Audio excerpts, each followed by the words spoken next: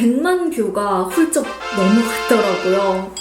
2탄을 준비를 했어요. 브러쉬 자국이 너무 잘 남아요. 주목해주세요. 저를 살리는 메이크업인데요. 이거는 꼭 한다. 나는 이게 너무 어렵다 하시는 분들이 이 파알모 치트키라고 해서 핑크를 냈다 올린다? 메이크업 전문가는 정말 없을 거예요. 헬로우 임보라입니다. 여러분, 오늘은요, 메이크업 전문가는 절대 안 한다 2탄을 준비를 했어요. 부제로는 화알못들이 흔히들 하는 실수를 몇 가지 가지고 왔는데요. 예전에 제가 올려드렸던 이 영상을 우리 보라돌이들이 진짜 엄청 많이 좋아해 주시는 거예요. 그래서 100만 뷰가 훌쩍 넘어갔더라고요.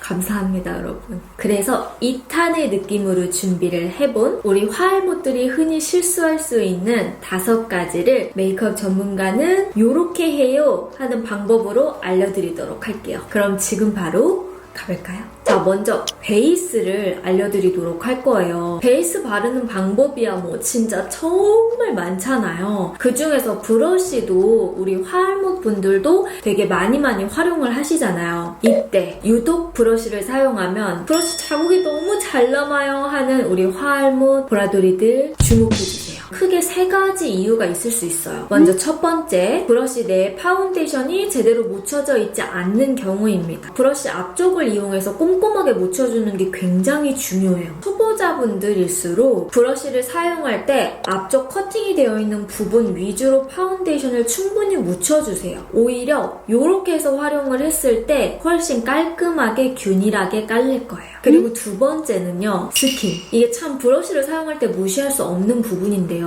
메이크업 전문가들은 브러쉬를 이용해서 베이스를 깔아줄 때 무작정 긴 터치, 두꺼운 터치는 잘 하지 않습니다. 짧게 끊어준다는 느낌으로 손목 스냅이 굉장히 중요하고, 펴줄 때는 스냅을 이용해서 브러쉬로 펴주는 게 너무 중요해요. 특히나 브러쉬를 사용할 땐 이 방법으로는 사용하지 않아요. 아예 브러쉬를 눕혀서 바르는 경우입니다. 브러쉬가 아예 납작하게 눕히기 때문에 파데가 제대로 묻지 않은 부분은 더 얼룩덜룩해지거나 지저분해질 수가 있는 거죠. 브러쉬의 각이 좀 살도록 살짝 세워서 발라주셔야 돼요. 그래서 우리 화알못인 분들은 이 부분을 간과하고 있지 않은지 한번 체크를 해주셔야 되고요. 다음 3번째는 파운데이션 제형에 따라서도 결 자국이 많이 남을 수도 있고 적게 남을 수도 있어요. 예를 들어서 촉촉한 파운데이션 제형은 결광 표현이 훨씬 쉬운데요. 브러쉬 결 자국이 좀 잘 남는 단점이 있을 수 있어요. 하지만 어차피 브러쉬는 발림의 용도로 더 많이 사용하는 도구이다 보니까 발라주고 퍼프로 밀착을 많이 시켜주기 때문에 크게 문제가 되지는 않거든요. 다만 건조 속도가 매우 빠르고 매트한 파운데이션 제형의 경우 초보자일수록 전체적으로 다 깔아주고 퍼프로 하게 되면 마지막에 퍼프로 눌러주는 구간이 자국이 좀 많이 남게 돼요. 손이 빠르고 익숙하기 때문에 탁탁탁 바르면서 빠르게 피고 밀착이 가능하지만 초보자일수록 오히려 한 부분을 먼저 해주고 들어가는 걸 추천드립니다.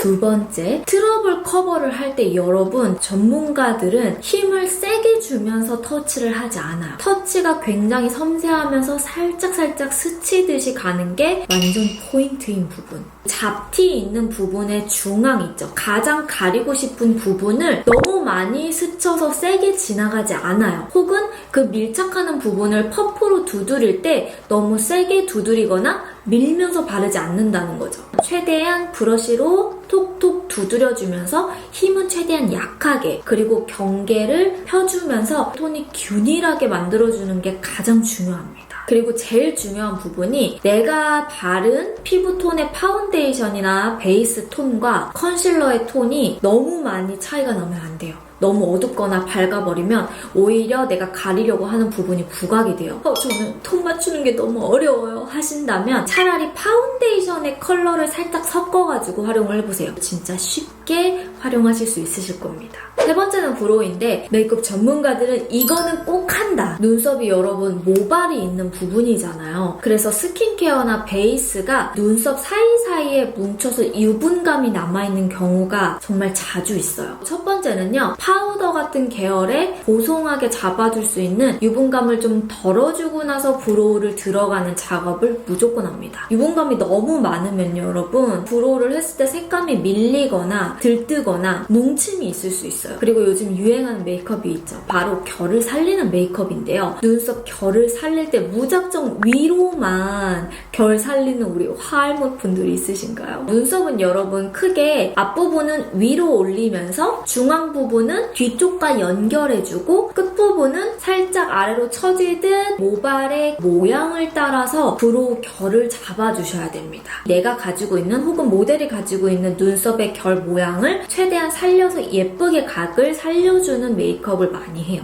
화알못인 분들은 무작정 위로만 올리니까 이렇게 털이 곤두서는 것 같아요 하시는 분들은 바로 이 이유에 있을 수 있습니다. 네 번째는 아이 메이크업이에요. 제가 저번 영상에서 아이 메이크업의 섀도우 부분을 어느 정도 다뤘기 때문에 오늘은 조금 더 디테일한 부분을 여러분들에게 알려드리도록 할 거예요. 음영, 트임, 애교살 이렇게 세 가지인데요. 먼저 음영은 섀도우로 주는 부분이 많죠. 특히 세미 스모키나 깊이감을 줄 때 음영을 많이 사용을 합니다. 우리 화알못이신 분들이 음영하면 그냥 어두운 컬러로 깔아주면 깊이감이 있는 거 아닌가요? 이렇게 생각을 하시는데 no.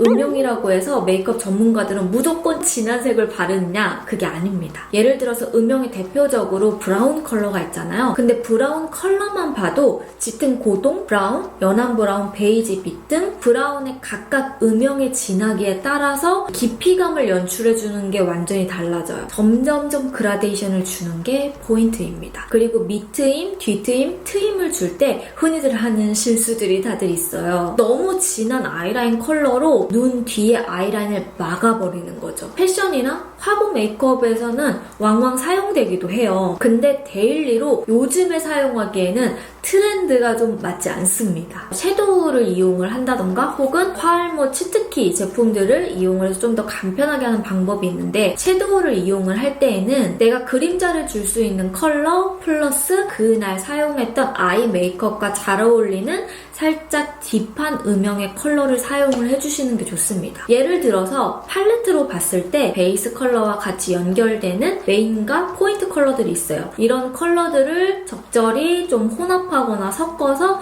음영을 연결을 해줘야 튀지 않고 자연스럽게 트임 효과를 줄 수 있는 거죠. 나는 이게 너무 어렵다 하시는 분들이 이제 화알못 치트키라고 해서 좀 하기 쉽게 음영을 만들 수 있는 이런 트임 라이너들을 많이들 활용을 하죠. 이 제품도 제가 작년에 브랜드랑 같이 콜라보를 했던 제품인데요. 좀 자연스러우면서 음영을 줄 수 있는 컬러를 눈 밑에다가 발라주시면 되는데 바를 때에는 손에 힘을 최대한 풀고 내 언더 속눈썹을 기준으로 아이라인 끝부분과 연결하는 것이 아닌 눈매 끝부분에 따로 빠지도록 트임을 주셔야 돼요. 트임 라이너에 3, 4, 5 중에 특히 이 3호 밀키 라떼 컬러가요. 톤 다운된 그림자 느낌의 밀키한 컬러감이어서 눈 밑에 올렸을 때 자연스럽게 연결하기가 굉장히 좋죠. 혹은 반대로 울먹울먹하는 느낌으로 로즈 필터 셀럽 이 4호를 많이들 사용하시기도 해요. 이렇게 아예 어려울 경우에는 이런 손쉽게 할 수 있는 제품을 이용해서